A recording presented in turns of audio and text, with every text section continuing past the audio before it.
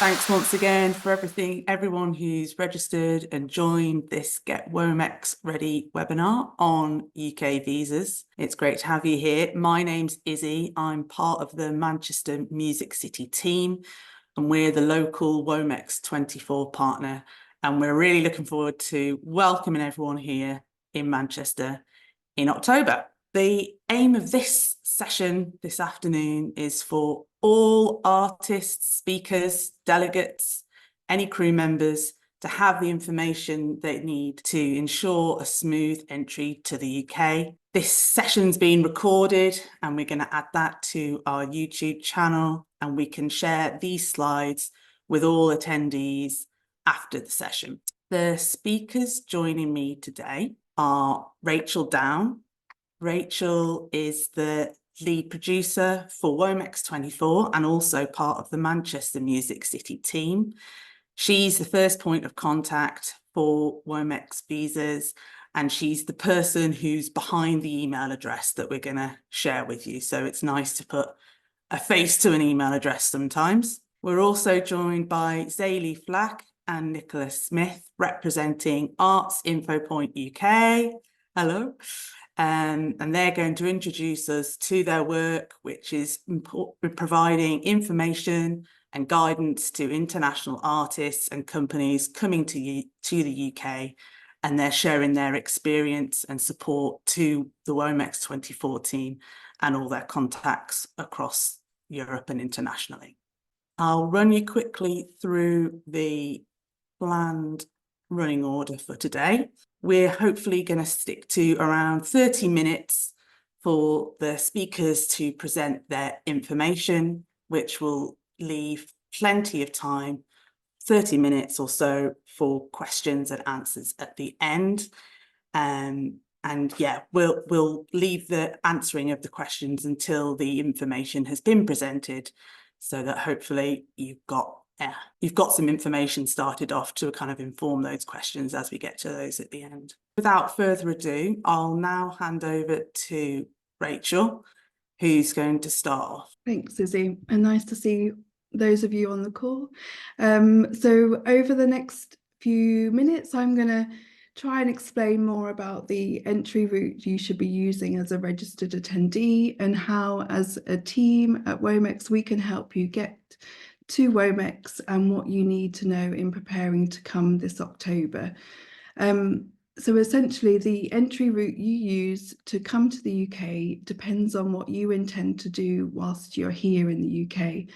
So for those of you on the call, we know you are coming to the UK or intending to come to the UK for the purposes of attending WOMEX. So this means that you will be able to come to the UK and visit as standard visitors. As standard visitors, you can stay in the UK for up to 6 months, and there are a number of things that you are permitted to do.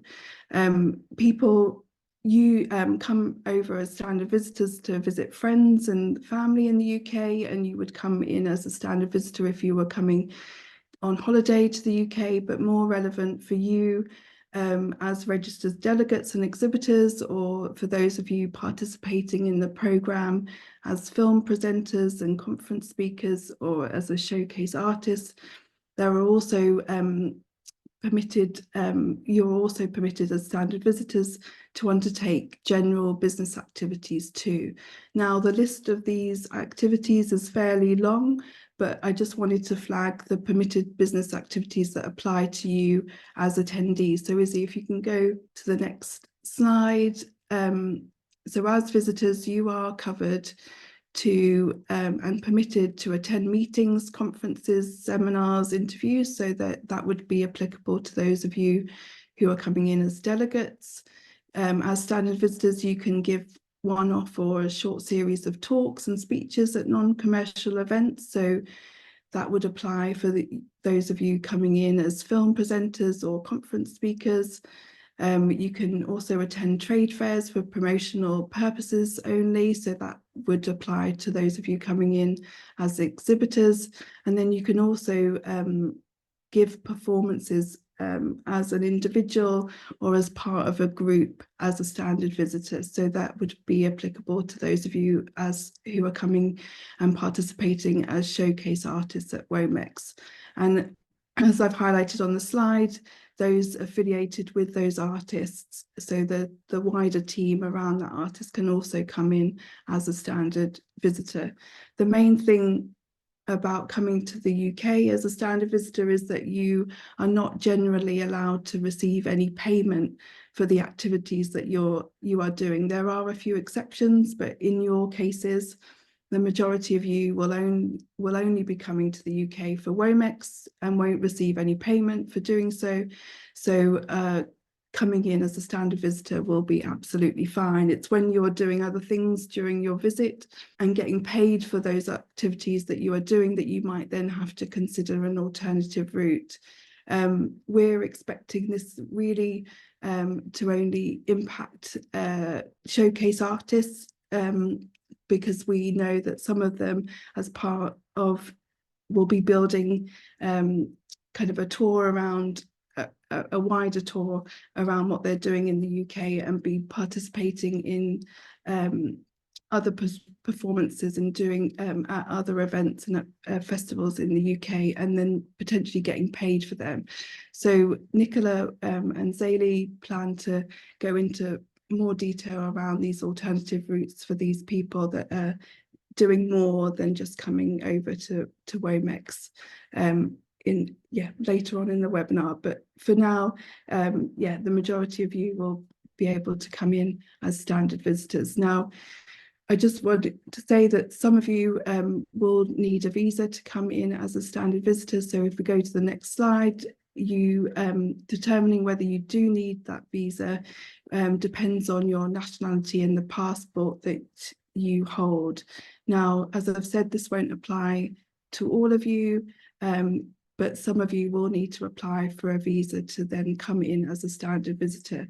The UK defines countries into two categories, so you're either classed as a visa national or a non-visa national. So as I've put on the slide, if you're from a country that is defined as a visa national, you will need a visa no matter your reason for coming to the UK. So if you're from a country that is on a list of visa nationals, then you must apply for a visa before travelling to the UK to then be able to enter as a standard visitor. It doesn't matter if you have a Schengen visa or have a residency in an EU country. If you are from a country that isn't on this list of visa nationals, then you will still have to apply for a UK visa. For those of you who are from countries that aren't on this visa national list, you don't need to worry and consider getting a visa to come to the UK as a standard visitor, and can just simply arrive to the UK without organising a visa in advance. So for those of you who are from the EU or from countries such as the US or Canada or Japan, you'll not need to obtain a visa before travelling to the UK to come in as standard visitors and participate in WOMEX. The only thing to highlight, and which I flagged on the slide, is that non-visa nationals do need to check if an ETA is required. Now, this is a new scheme that the UK is slowly introducing, and it's called the Electronic Travel Authorisation, or referred to as an ETA, which means eventually for people travelling to the UK who currently do not need a visa, they'll soon need to get an ETA. So this is very similar to what similar to the ESTA scheme that is run in the US and involves doing a declaration prior to travel and is electronically linked to your passport. It costs £10, and then your ETA is then valid for 2 years. Now, it's a slow rollout, and it is only currently affecting a handful of countries right now. And we've been told that it's unlikely that the UK plans to add any more countries before our event in October. But for those that it does affect, so if you're from countries from Bahrain, Jordan, Kuwait, Oman, Qatar, the UAE or Saudi Arabia, you will need to apply for an ETA prior to travelling this October to WOMEX. So for those of you that do need to organise a visa in advance, you can apply, as I've said on the slide, 3 months from the date that you are due to arrive in the UK. So for most WOMEX attendees, unless you're planning to come earlier than the WOMEX dates, people can then submit and pay for a UK visa from the 23rd of July. Now, something that's useful to note and essentially will give you a head start, which is always a positive thing, is that when you start an application, you have to supply an email address and create a password, and then are emailed a link which enables you to return to the application at a later point. So this means that the form can be started more than the 3 months before your planned date of travel, which is a good thing and what we want to encourage, because we don't want people to delay, I can't get my words out, and get the visa process started as soon as possible. And we're urging people to apply as close to this date of the 23rd of July as possible, allowing you and giving yourselves plenty of time to then obtain the visa. As I've said on the slides, the average processing time of a UK visa is approximately 3 weeks. There are several steps involved in getting a UK visa. In terms, you must firstly complete an online application, and then you are required to secure an appointment at a visa application centre, which is then where you submit your biometric data and hand over your passport and other documentation in support of your application. And it's 3 weeks from this date of your appointment that you will then receive a decision around your visa.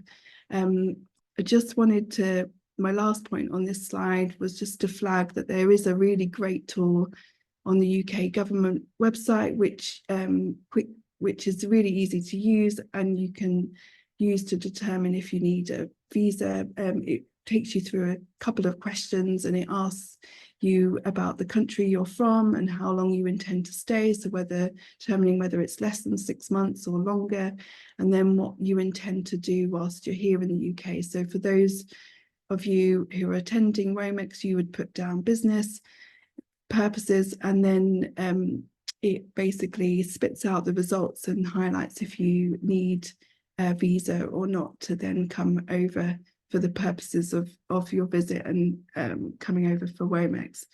So in terms of how we as the organisers can help you get to WOMEX, and thanks Zelie, we're providing everyone who is registered with a confirmation letter, and for most of you, you'll be able to access and download this letter from your virtual WOMEX account, which you set up when you register with delegates. But for those of you who are showcase artists, you'll be sent this confirmation letter directly, as this will be included as a part of a wider introductory pack sent by the showcase team. Now, this letter is personalised and it contains details about WOMEX and the dates of the conference, and we're recommending everyone downloads a copy of this letter and carries it on their persons when they arrive at the UK border. And this really is essentially so that if the UK border officers have any questions or queries about your intention and what you are doing in the UK, you can easily show this letter, and then it quickly explains what you're intending to do whilst you're here. So essentially it's your supporting document to prove the reason for your visit to the UK at that time.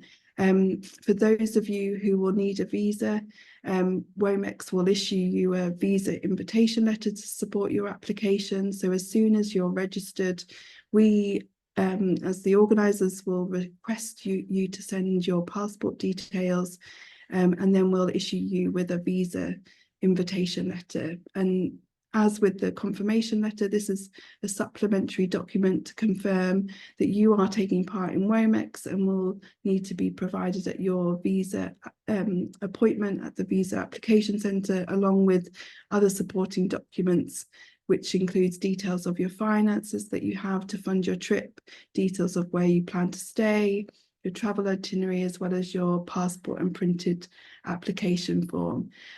We have created a checklist about the supporting documents you'll need as a standard visitor, and this is available as part of the visa guidance that we've created already and is available on the WOMEX website now, but we're also sending this checklist with every visa letter that we issue, and we'll share it again with everyone a week or so before the event as a reminder.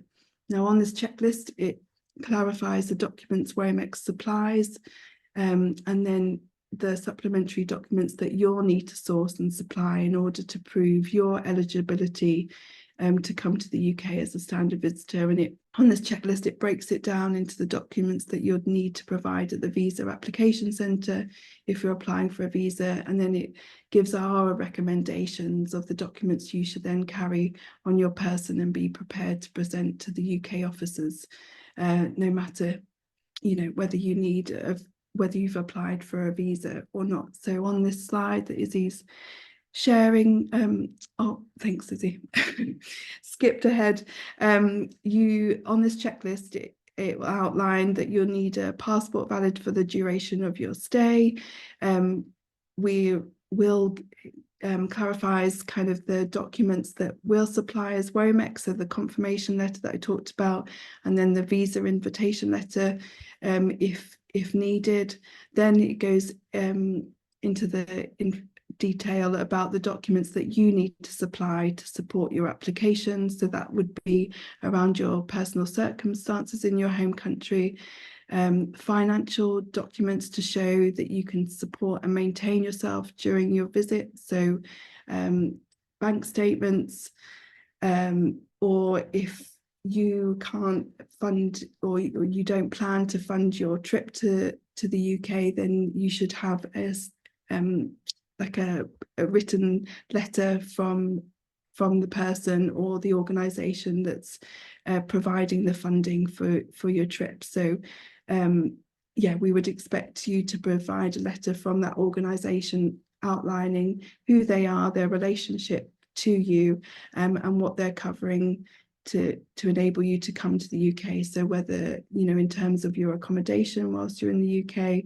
your travel to the UK and then in and around the UK, and then whether they're covering any subsistence around meals, and then and details like that. And then we're recommending that you would have information around where you plan to stay in the UK, and then more details around your travel itinerary and proof of your onward travel. So what date and where you plan to go after visiting the UK.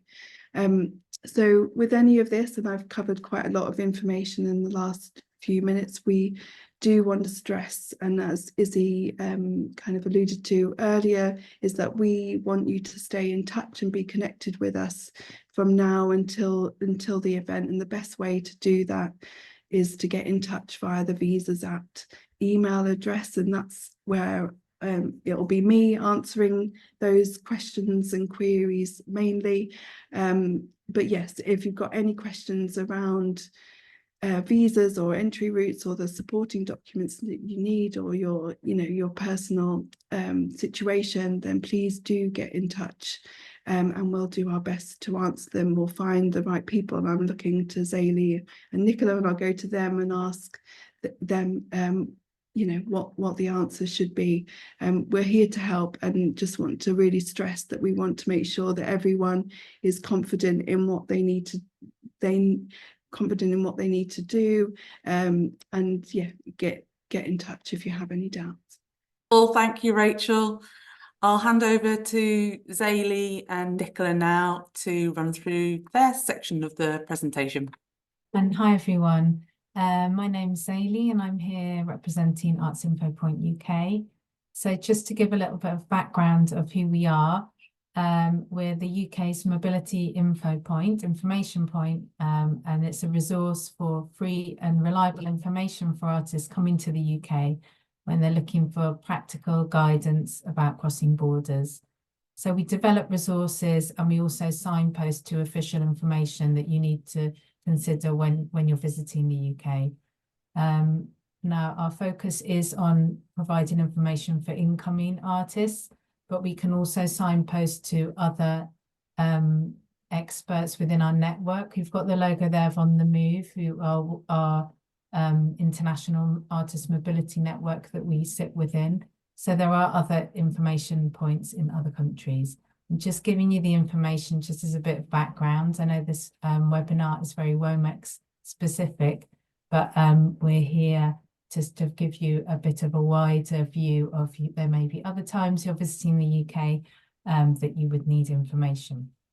So we're a partnership between the 4 arts councils and agencies of the UK. I'm based at Wales Arts International, and Nicola, my colleague, is based in Arts Council England.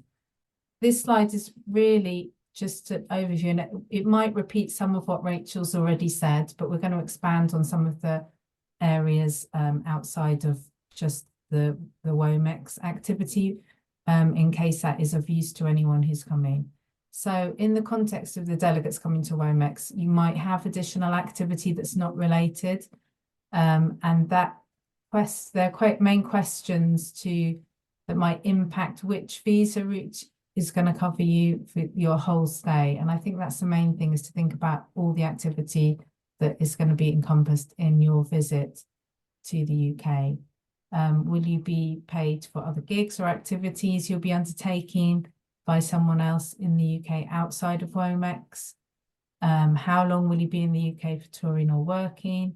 And as Rachel already said previously, there's visa or non-visa national, which there's a helpful list on the government website where you can check that. As Rachel's already said, and I think this slide has come up before, and we're going to share the slides afterwards, aren't we? So everyone can refer back to them. So this is, Rachel's already talked about the standard visitor route, and here is a list of the things that we've already talked about, what you're able to do as part of this entry route to the UK. So there are certain restricted activities you can do, but there is a restriction on payment. So for most attendees to WOMEX, it won't be an issue if they're not receiving any payment. But if there is some other activity you're doing, another gig or any other work that involves payment from a UK source, then there are 2 exceptions under the standard visitor visa that you can use, which are the permit-free festival or permitted paid engagements. I know it's a lot of information, but as we said, we will circulate the presentations, and you've got the links there. Do you want to go to the next slide now, please, Izzy? Thank you. So just a little bit more detail on those 2 exemptions under standard visitor visa. There's permit-free festivals. There's a list of festivals in the UK who are considered permit-free. So you would be able to be paid to perform at those festivals, and you can still come in under your standard visit visa. The festivals would let you know that they were part of this permit-free festival scheme, and they would also be able to advise you on what you need to present as part of your application. If you're applying for standard visitor, you would need a welcome letter from the organisation confirming the activity, but similar to what Rachel was talking about, the WOMEX. And if you go to, we have a comprehensive visa guide, which is on our website. So you will be able to go to that to look up more about those permit-free festivals. But that's one option under standard visitor visa. The other one is a permitted paid engagement, which is where you're able to take part in some activity and be paid for it, like a performance, if it's a link to your professional work as an artist or as a creative professional. And you must complete that in the first 30 days of your entry to the UK. So there are 2 options that might be useful to people who are coming in under a standard visitor visa, but that incorporates some of the activity that they're going to be doing. You do have to have arranged that paid engagement before you come to the UK. And again, you would need a formal invitation. You would need to have a certain documentation that can demonstrate that that's what you're coming to do. So as Rachel has said, with having a lot of the information prepared and ready, so that if you're stopped at the border and you're asked, you've got everything ready. We've got, as I said, on our visa guide, it will tell you what documentation you would need at the border for either of these routes. So they might be useful options for some people who are viewing this. I'm going to hand over to Nicola now for the other options, which are for paid work but sponsorship. Thank you, Zelie. Yeah, I'm Nicola, and I work with Zelie on the UK Arts Info Point. This is just a couple more options that may be suitable for some of you. So these are sponsorship options, and the reason that you might want to use these is if you're doing some paid work when you come here and you're wanting to stay a bit longer. So we know that on the standard visitor visa, you can come and you can stay for up to 6 months, but in most cases, you can't be paid. You can apply for the permitted paid engagement route, which Zelie has just gone over, but that only lasts up to 30 days. So if you're coming and you're touring or you're doing some other ongoing work and you want to stay longer, then these are the options that would help you, the sponsorship options. So if you're a non-visa national, if you're traveling in and you're from a country that doesn't need a visa to come in, and you're wanting to work for up to 3 months, you can apply for a thing called a creative worker concession. And it's quite easy to do in that you don't have to make an online application before you arrive. You can come to the border and you can ask to be let in under a creative worker concession. You can talk to someone at the border about that. So it's a simplified option, and it's quite a common route that musicians use when they're coming in. So it covers you for paid work and it covers you for up to 3 months. And you do need somebody at this end who is a licensed sponsor. So not everybody who's making an invitation to you to do work will be a licensed sponsor, but there is a really long list of them. And that's something that we can absolutely help you with. It's not something that's just open to non-visa nationals. You can get this kind of creative worker visa if you're a visa national as well, but it's a slightly more complex process. If you're a visa national, so you're coming from a country where you need a visa to enter the UK, you will need to apply in advance for this creative worker visa. It's valid in that case for up to 12 months. So you can do paid work, creative work for up to 12 months, and you can come in and out on this visa. And again, you will need a certificate of sponsorship from an organisation here, and that's something we can help you with more information about. But it's a slightly more expensive option. So I would say unless you have a reason to need it, in that you know that you've got paid work for at some foreseeable period after WOMEX, it's probably not worth your while getting one of these, because I think the cost is nearly £300. So it's something that's well worth it if you've got ongoing work, but not if you haven't. So next slide, please. So this is just a general introduction to our visa guide, which Zelie was talking about earlier. We will be circulating these slides so that you can click through to some of the resources that we're talking about.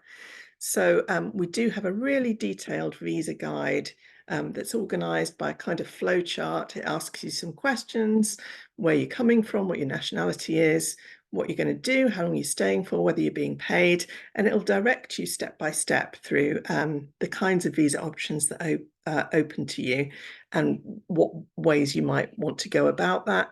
If you can't find the information on the visa guide or you don't understand it, then you can either contact Rachel at the Visas at address, which we gave you earlier, or you can contact us at Arts Info Point. Next slide, please. I'm sure you're all exhausted with all of this information now. So this is just a bit of practical information about actually arriving physically at the UK border. Before you arrive, it's really important to know which of these routes you're using, so that if you're asked, you can say, yes, I'm on permitted paid engagement, yes, I'm a creative worker, yes, I'm a standard visitor.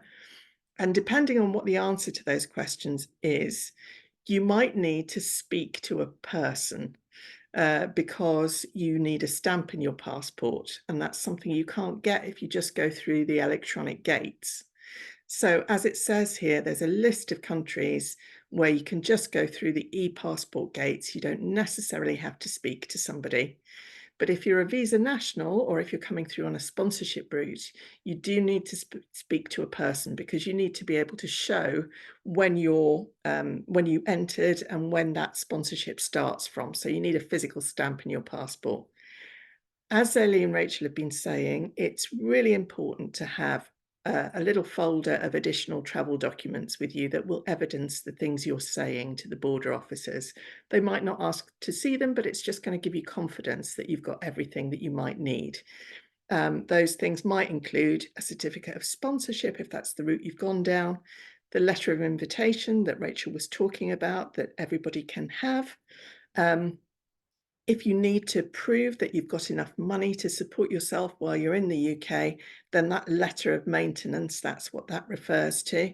And you might want to include, a CV, some professional track record information, maybe some online links to artistic activity and programming that you've done in the past. And it's just to have a little portfolio so that you can say to the border guard, if there are any questions, listen, this is me, this is my professional career, this is why I'm coming, this is what I'm doing while I'm here, this is when I'm leaving again. So those are the basics, and I know that we've given you an awful lot of information there. So let's just have a little pause moment. We're going to run through some questions and answers now, I think, but just rest assured that, we are here, me and Zelie and Rachel and other people in the team, to help you. You don't have to understand and have absorbed absolutely everything we've just said. Back to you, Izzy. A point well made, definitely. So, a little pause, a little breather.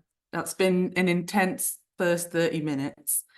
These questions are the ones that we received up until midday, 12 p.m. midday UK time on the registrations that we received.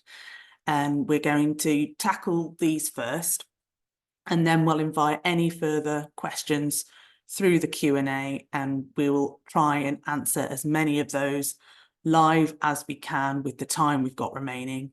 And if not, we'll be able to follow up with you through that Visas at email. So the first question we received was from attendee saying, I have a 6-month UK visa already and performing at the showcase. Do I need to apply for another visa on top of that? Who would like to take that one on?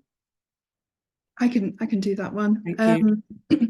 So essentially, no, you wouldn't need to apply for another visa if you're only coming to the UK, returning back to the UK for WOMEX, because you can, you're absolutely fine to come in as a standard visitor and on that visitor visa, and do the permitted activities that we've gone through. So that should be fine.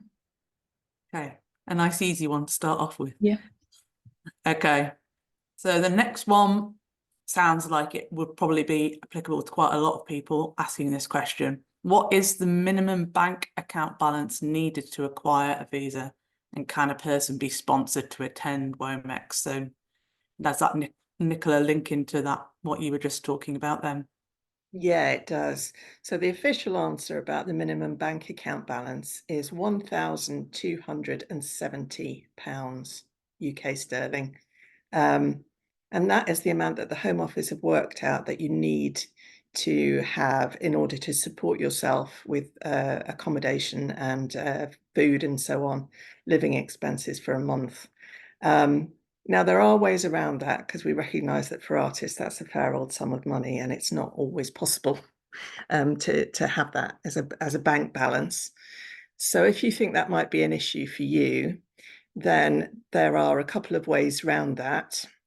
One of them is maybe via the certificate of sponsorship route. Yes, you can be sponsored to attend WOMEX, and one of the things that a sponsor can do is to note on your certificate of sponsorship that they are responsible for your maintenance. So they're going to guarantee that you're able to cover your costs. The other way would be to get a letter from an organisation or a person here, perhaps your agent, or maybe if you've organised a tour, whoever's done the bookings for that, or another big venue, who is willing to write you a letter on headed note paper, again saying the same thing, that we guarantee that this person is able to cover their own costs, and in the event that they're not, we are going to we're going to guarantee that, we're going to sort it out. Just anything that will give the border official confidence that you can support yourself during your stay. Okay. That makes sense so far. Then moving on to the third one, what is better or easier to get? Student visa or visa of talents? Was that anyone? I think this is me again. again. I mean, if the person who asked this question is on the call and wants to clarify or give us a bit of extra information, feel free. What I'm taking from this is you're asking about a global talent visa, which is something that the Arts Council England does endorsements for, or a student visa, which is better or easier to get. My answer is that they're really different. If you're coming here as a student and you've got an offer of a place and a course of study, then a student visa should be relatively easy to arrange through your education institution, and that's the way to go. The Global Talent Visa is for people who want to settle in the UK. It can last up to 5 years, and then there's a possibility of extension. So it's for people who are looking to settle here more permanently. It's for people who are working independently as freelance artists rather than undertaking a course of study. And it is for people with a professional track record, which, if you're a student, isn't always easy to evidence. And you're going to be asked for letters of reference, you're going to be asked for media coverage, and you're going to be asked for evidence of professional bookings. So if you perhaps are a postgraduate visa seeker, you're somebody who has built up an international performing career already, and you're also coming over, to do some kind of postgraduate study here, then I guess there's a bit of a grey area where you could choose. But on the whole, I would say most people are going to be very clearly in one or the other category. Happy to answer any more questions on that. Okay, brilliant.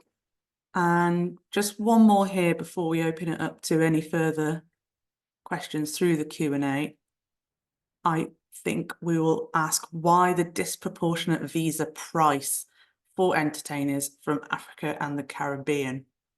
Yeah, I can answer this. I think if the question is about a standard visitor visa, then as we've said earlier on, there's a cost for that for visa nationals, so people from the list of visa national countries would have to pay a fee for that visa, standard visitor visa.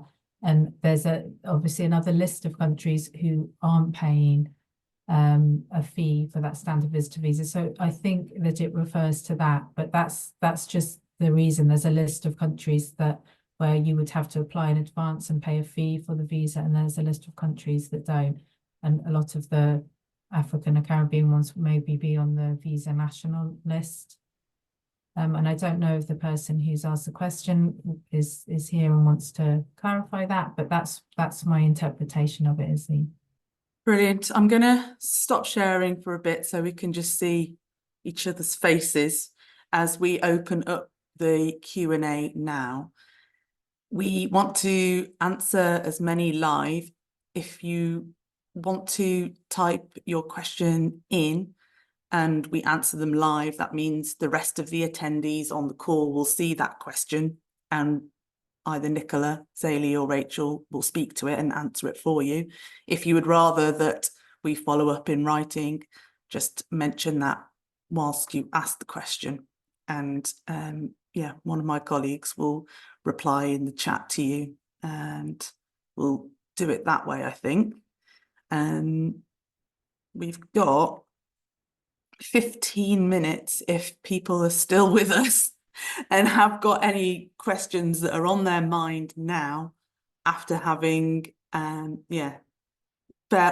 stuck with us and got through an awful lot of information there. Do feel free to ask. It may well be that people need to read all of this information that we've shared today and follow up once they've been able to digest properly all of those links and all of that we've spoken through today. Yeah, I mean, hopefully it doesn't sound too overwhelming. We've covered, or tried to cover, absolutely everything we could think of that might be your set of circumstances. But for most people, hopefully it's a lot more straightforward than we've made it sound. And if you're not finding it straightforward, then the message is that we're here to help. So don't worry.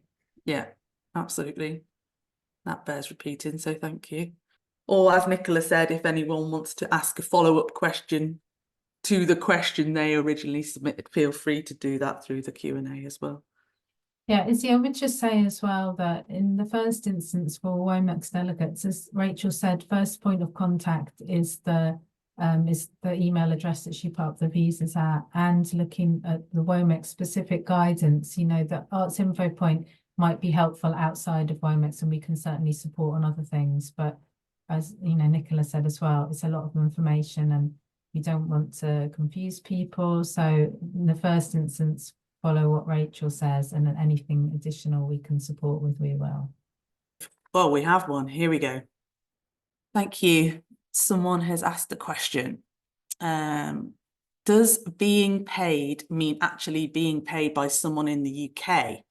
Some crew may be being paid for their work, but not by WOMEX. That's a tricky one. My understanding would be that if you're not being paid from a UK source, then you are okay. That does not count as being paid in the UK. But I think we would probably need to maybe take that offline with the individual and get into the nitty-gritty of exactly where the payment is coming from, just to be double sure for you on that one. Yeah, I think that's a very good question. Okay, here we are. We'll definitely follow up with everyone who's signed up today, so we'll be able to follow up with that one. So the next one we have is, I'm a visa national musician in a band coming on tour. You mentioned about payments needed to come from UK sources from the permitted paid engagements. Okay, so this is a bit similar to the first one. Our UK booking agent is UK based and will pay my EU based manager. My payment will come from my manager, so my payment will not be directly from a UK source. Yeah, similar to the question above. So is that sort of the same? We would have to follow up. It's too specific perhaps to answer right now. That's something that we'll be able to, once we've emailed everything out tomorrow, we'll be able to follow up that one. Yeah, to find out a little bit more.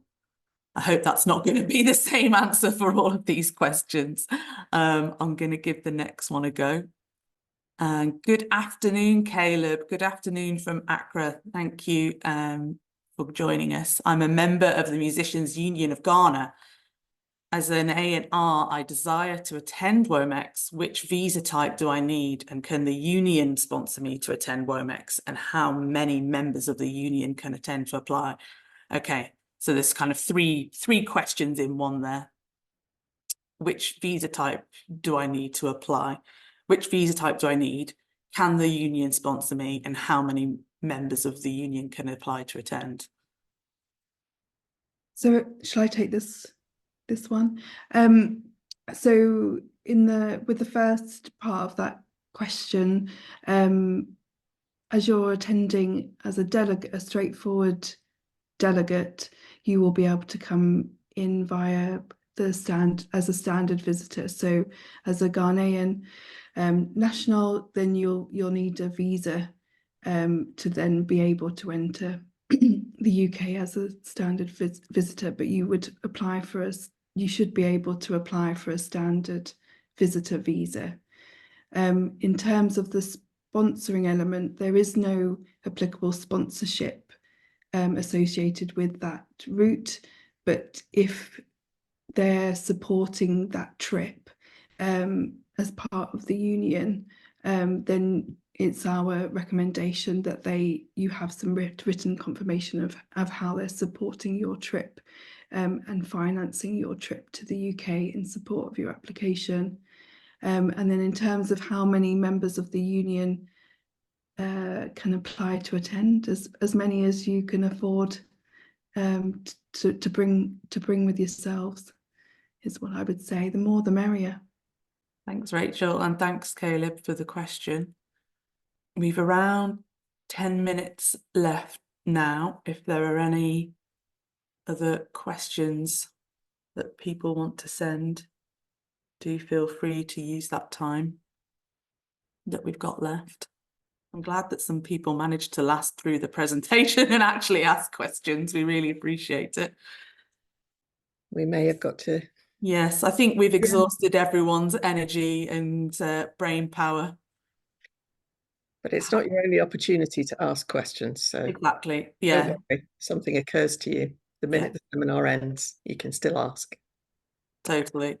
That's the big message is, okay, we've one more. Let's call this the last one then, perhaps. Is there a standard letter of maintenance for booking agents to supply for standard visitors who cannot meet the financial requirements? What information would be required? And would the agent's financial situation be investigated? I can answer part of that question confidently. So as part of the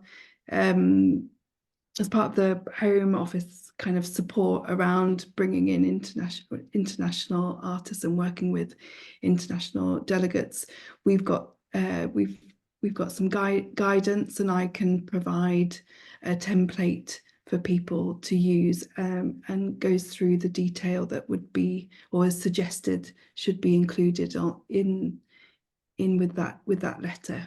But the basic information really is that it needs to be on official letterhead, so it should have the company details that's providing the support and the financial support, so numbers, the website, the names of so someone's got an official way of contacting that business in case there's any queries around that. And then in terms of the relationship with the person that they're providing that financial support to, so in terms of, if it's on their, if it is a booking agent, who that person is, so specific information about the individual. So passport information usually is really key because it specifies the person that they're talking about. Generally like amounts and specific details. So the hotel address is again just proves that little bit more that it's like a legitimate letter, and they have secured that residence for them whilst they're in the UK, and any information around subsistence, or what we call a living allowance for whilst they're here in the UK. But again, there are specific details which I can provide much more clearly in a written response. So please do get in touch with me via the Visas app, and I can send on a template. Great. Thanks, Rachel. Caleb's just come back on his original question.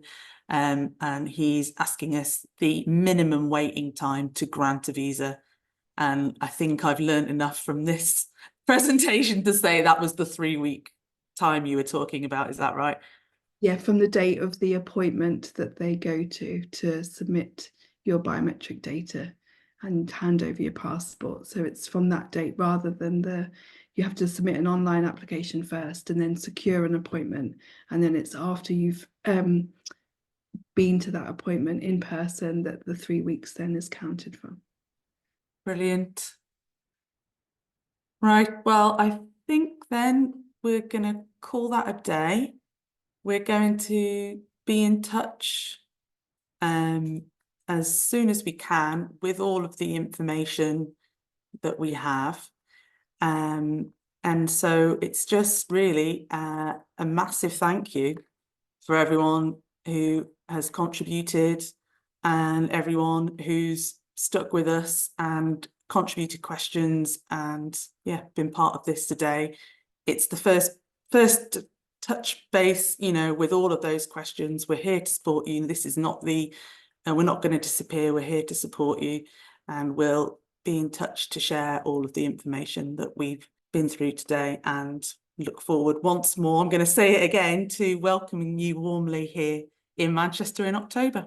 So thanks everyone, and we'll be seeing you soon. Safe onward travels for the rest of the day.